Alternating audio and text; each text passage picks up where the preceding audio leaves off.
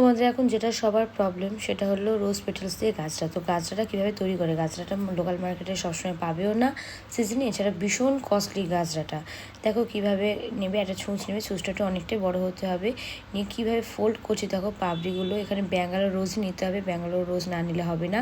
এখানে যে সাদা অংশটা আছে ব্যাঙ্গালোর রোজের, সেই অংশটা বাইরে যাবে আর ভেতরের অংশটা আমরা গাঁথবো। ঠিক আছে, আশা করি তোমরা দেখে ভিডিওটাই বুঝতে পারবে। এখানে বড় পাতাগুলোকে আমি আলাদা করে নিয়েছি, মানে বড় পাতা মিন্স বড় পেটালসগুলো যেগুলো হয় সেগুলোকে আমি আলাদা করেছি, কারণ বড় যে পেটালসগুলো আছে ওগুলো দিয়ে গাছড়াটা হবে। দেখো কীভাবে আমি করছি, এরকমভাবে কন্টিনিউ করতে থাকবে, একটা ফুলের আকৃতিতে গড়বে। ঠিক আছে, মানে প্রথমে পাতাটা দেখবে আমি সোজা দিয়েছি, তারপরে উল্টো করে দিয়েছি।